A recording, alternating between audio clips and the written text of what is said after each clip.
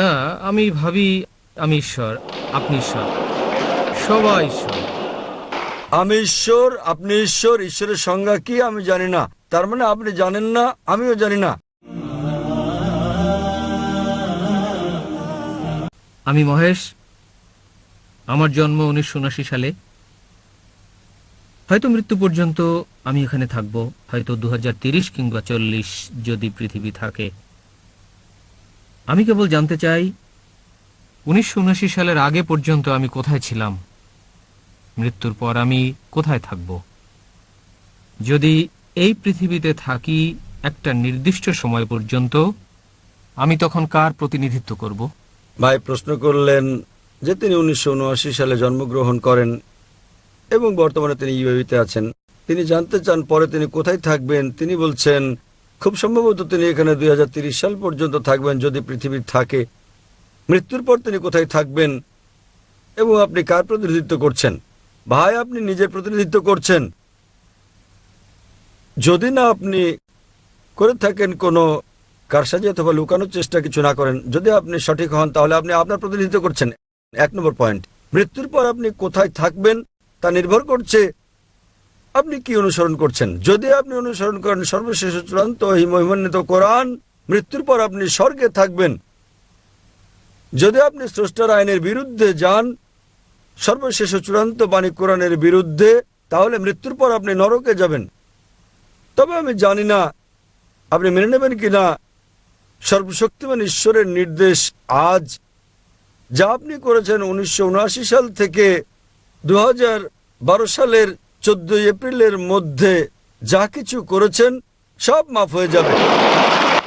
সব মাফ, শূন্য, আপনাকে মাফ করে দেওয়া হবে। তাহলে অতীতে আপনি যা কিছু করেছেন অতীতের সব মাফ হয়ে যাবে। কারণ আমাদের প্রিয় নবী মুহাম্মদ সাল্লাল্লাহু আলাইহি ওয়াসাল্লাম বলেছেন, যে মুহূর্তে কেউ গ্রহণ করে ইসলাম তার আগের সব পাপ মাফ হয়ে যাবে। তাই স্রষ্টার আইন অনুসরণ করার উপর ভিত্তি করে আপনি কোথায় থাকবেন আমি বলতে পারি, কিন্তু আপনি জানেন না যে আপনি কখন মারা যাবেন। সেক্ষেত্রে যদি আপনি বলেন আপনি জানেন কি বলবো, হয়তো আমি 2030 সাল পর্যন্ত বাঁচবো, তাই 2029 সালে আমি ইসলাম গ্রহণ করব। ভাই আপনি জানেন না, এমনকি আমিও জানি না কতদিন আপনি বাঁচবেন। এবং আপনি ঠিকই বলেছেন যদি পৃথিবী থাকে, আমি জানি না কতদিন পর্যন্ত পৃথিবী টিকে থাকবে। আল্লাহ কোরআনে বলেছেন সূরা লুকমান অধ্যায় নম্বর 31 আয়াত নম্বর 34, আল্লাহ ছাড়া পৃথিবী শেষ হওয়ার সময় কেউ জানে না। এই পৃথিবীর শেষ কখন আমরা জানি না। এটা কত বছর থাকবে, কত দশক থাকবে আমরা জানি না। কতদিন আপনি বাঁচবেন, আমি বাঁচবো, আমি জানি না। সুতরাং উত্তম হচ্ছে যখনই আপনি সত্য জানতে পারলেন তখনই তা গ্রহণ করেন। অতীতের সব গুনাহ মাফ হয়ে যাবে। তারপর আপনি চেষ্টা করেন অনুশীলন অনুসরণের যতটা আপনি পারেন। তাহলে মৃত্যুর পর আপনি কোথায় থাকবেন তা আপনার উপরে নির্ভর করবে। আমি কেবল আপনাকে পথটা বলে দিতে পারি। আল্লাহ কোরআনে বলেছেন সূরা গাসিয়া অধ্যায় নম্বর 88 আয়াত নম্বর 21 ও 22, আল্লাহ বলেছেন তিনি নবীকে বলছেন তোমার দায়িত্ব বাণী পৌঁছে দেয়া, হেদায়েত দান করা আল্লাহ সুবহানাহু ওয়া তাআলার হাতে।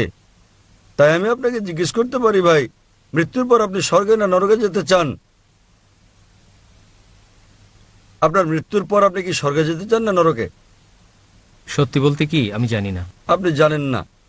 কারণ আমার কাছে স্বর্গ নরক সবকিছুই এখানে, এটা আমাদের উপর নির্ভর করে। হ্যাঁ, এটা অস্থায়ী। স্বর্গ নরক আপনি জানেন অস্থায়ী। যেমন আমি আগে বলেছি কোরআনে বলা হয়েছে সূরা মুলক অধ্যায় নম্বর 67 আয়াত নম্বর 2, আল্লাযী খালাকাল মাউতা ওয়াল হায়াতা, তিনি আল্লাহ যিনি সৃষ্টি করেছেন মৃত্যু ও জীবন যাতে তিনি পরীক্ষা করতে পারেন তোমাদের মধ্যে কর্মে কে উত্তম। এটা একটা পরীক্ষা। এই পৃথিবীতে মানুষ গড়ে 60-70 বছর বাঁচতে পারে, কেউ আবার মারা যায় 20 বছরে, কেউ 50 বছরে, কেউ বা বাঁচে 100 বছর, গড়ে হতে পারে 60-70 বছর। তাই এটা একটা অস্থায়ী জীবন, পরবর্তী জীবন অসীম।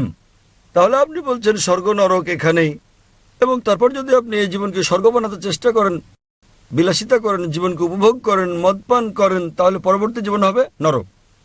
কারণ কোরআনে আল্লাহ বলেছেন সূরা হুদে যে যারা চাই ইহকাল, আল্লাহ তাদেরকে ইহকাল দেবেন কিন্তু পরকাল তাদেরকে দেবেন না।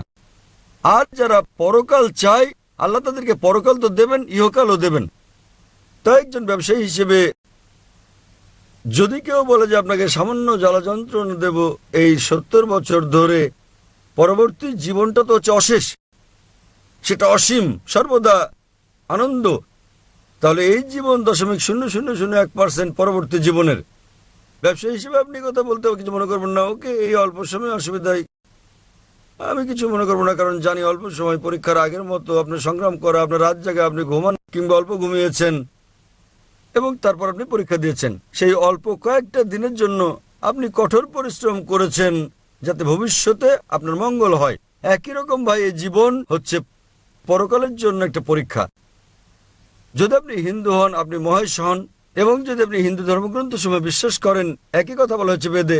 যদি আপনি ঋগ্বেদ পড়েন বই নম্বর 10 অধ্যায় নম্বর 16 শ্লোক নম্বর 4 ও 5, এখানে বলা হচ্ছে পুনর্জন্ম সম্পর্কে। পুনর মানে পরের, জন্ম মানে জীবন, পরকাল সম্পর্কে একই কথা বলা হচ্ছে কোরআনে। তাই এই জীবনে আপনি এসেছেন এবং এর পরের জীবন, জন্ম পুনর্জন্মের, জন্ম মৃত্যু জন্ম মৃত্যু জন্ম মৃত্যু চক্রের কথা বেদে বলা হয়নি। এতে বলা হয়েছে পুনর্জন্মের কথা, মানে পরের জীবন যা কোরআনে বলা হচ্ছে। তাহলে একজন প্রকৃত ভালো মানুষ এটা ভাববেন, একজন ভালো ব্যবসায়ী হিসেবে পরের জীবনটা বহুগুণ করতে থাকুন। এ জীবন ক্ষুদ্র, অতি ক্ষুদ্র, নগণ্য, 0.0001% পরের জীবনের তুলনায়। তাই জ্ঞানী ব্যক্তি হিসেবে এই জীবনে কষ্ট পেতে আপনি কিছু মনে করবেন না, যাতে আপনার পরের জীবনটা কাটে স্বর্গে, জান্নাতে। তাহলে ভাই, আপনি কি পরের জীবনে স্বর্গে না নরকে যেতে চান? ভাই, জি স্যার।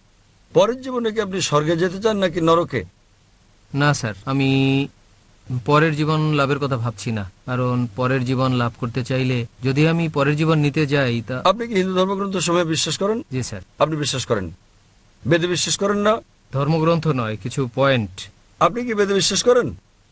হ্যাঁ, তবে আমি বেদের বেশি কিছু জানি না। কিন্তু আপনি বিশ্বাস করেন এটা পবিত্র গ্রন্থ, ঠিক? কি? আপনি বিশ্বাস করেন যে এটা ঈশ্বরের বাণী? না, আমি ভাবি আমি ঈশ্বর, আপনি ঈশ্বর, সবাই ঈশ্বর। ঈশ্বর, যা হিন্দু ধর্ম বলে আকাম ব্রহ্ম স্বামী। ঈশ্বরের সংজ্ঞাটা কি?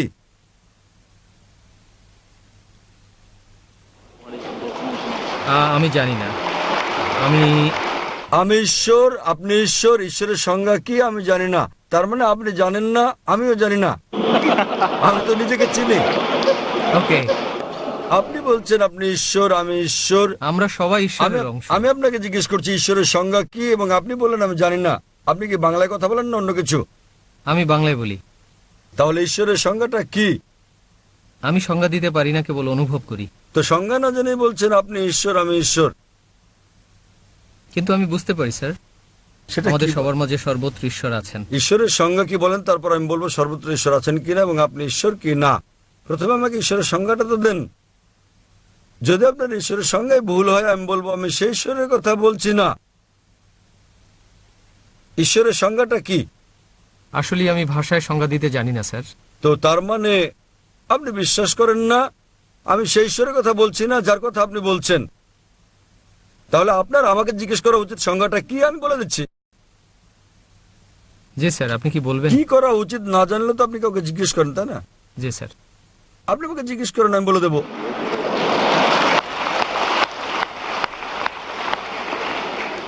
বেদ এবং উপনিষদে দেয়া ঈশ্বরের সংজ্ঞার পর আমি আসবো কোরআনে। যদি আপনি পড়েন উপনিষদ, ছান্দোগ্য উপনিষদ অধ্যায় নম্বর 6 অনুচ্ছেদ নম্বর 2 শ্লোক নম্বর 1, एकम एविदित्यम। ঈশ্বর কেবলমাত্র একজন, দ্বিতীয় কেউ নেই। উল্লেখ আছে শ্বেতসূত্র উপনিষদে অধ্যায় নম্বর 6 শ্লোক নম্বর 9। नाच्यस्य कसिज जनिता न चदीपा। এটা সংস্কৃত উদ্ধৃতি, যাতে বলা হয়েছে যে ঈশ্বরের চেয়ে বড় আর কেউ নেই, তার কোনো পিতামাতা নেই। সর্বশক্ত ঈশ্বরের কোনো প্রভু নেই, তার চেয়ে বড় কেউ নেই, তার পিতা নেই, তার মাতা নেই। উল্লেখ আছে শ্বেতসূত্র উপনিষদে অধ্যায় নম্বর 4 শ্লোক নম্বর 19। न तस्य प्रतिमा अस्ति। মহান ঈশ্বরের কোনো প্রতিমা নেই। প্রতিমা সংস্কৃত শব্দ যার মানে প্রতিবিম্ব, ছবি, প্রতিকৃতি, ভাস্কর্য, মূর্তি। न तस्य प्रतिमा अस्ति। মহান ঈশ্বরের কোনো প্রতিবিম্ব নেই, কোনো ছবি নেই, প্রতিকৃতি নেই, পুতুল নেই, আলোকচিত্র নেই, প্রতিমা নেই, মূর্তি নেই, ভাস্কর্য নেই। একই কথা বলা হয়েছে যজুর্বেদে 32 নম্বর অধ্যায়ের শ্লোক নম্বর 3। न तस्य प्रतिमा अस्ति। মহান ঈশ্বরের কোনো প্রতিবিম্ব নেই, কোনো ছবি নেই, কোনো প্রতিকৃতি নেই, কোনো আলোকচিত্র নেই, ভাস্কর্য নেই। আরো বলা হয়েছে হিন্দু ধর্মের ব্রহ্মসূত্রে एकम ब्राह्म देवत्या नास्ते नीना नास्ते किंचन। ঈশ্বর কেবলমাত্র একজন, দ্বিতীয় কেউ নেই, আর কেউ নেই, আর কেউ নেই, আর কোথাও। তো এই সংজ্ঞার উপর ভিত্তি করে ঈশ্বর একজন, তার মতো কেউ নেই। এবং কোরআনে আরো বলা হয়েছে সূরা ইখলাসে অধ্যায় নম্বর 112 আয়াত নম্বর 1 থেকে 4, ঈশ্বরের সংজ্ঞা হচ্ছে कुल हुवल्लाहु अहद বলো তিনি আল্লাহ এক এবং অদ্বিতীয়। अल्लाहु समद আল্লাহ চিরস্থায়ী ও চিরঞ্জীব। लम यलिद वलम यूलद তিনি কাউকে জন্ম দেননি, কখনো জন্ম নেননি, वलम यकुल लहु कुफुवन अहद এবং তার সমকক্ষ কেউ নেই। कुल हुवल्लाहु अहद। বলো আল্লাহ এক এবং অদ্বিতীয়। মানুষ কি কেবলমাত্র আপনি একা, নাকি আমি একাই মানুষ? হ্যাঁ কি না? হ্যাঁ কি না? আমি একজন মানুষ। শুধুমাত্র আপনি কি একাই মানুষ, কেবলমাত্র একা? না না না, আমি অনেকের कुल মধ্যে একজন। हुवल्लाहु अहद বলো তিনি আল্লাহ এক এবং অদ্বিতীয়। अल्लाहु समद আল্লাহ সার্বভৌম চিরস্থায়ী। আপনি কি সার্বভৌম চিরস্থায়ী? আপনি কি সার্বভৌম এবং চিরস্থায়ী?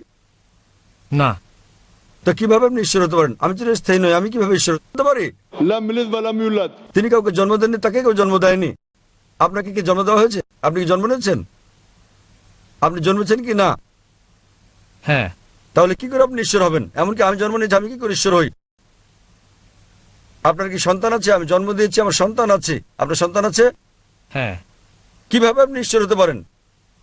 वलम यकुल लहु कुफुवन अहद তার সমকক্ষ কেউ নেই। আসলে তার মানে আপনার আমি যা ঈশ্বরের বলছি- সংজ্ঞা ভুলে যান। আপনি ঈশ্বর সম্পর্কে যা বলেছেন, আমি আমার দেয়া ঈশ্বরের সংজ্ঞা বলছি। ঈশ্বর সম্পর্কে আপনি যা বলেছেন তা এখন ভুলে যান। সেটা হতে পারে গড, হতে পারে ছোট হাতের জি।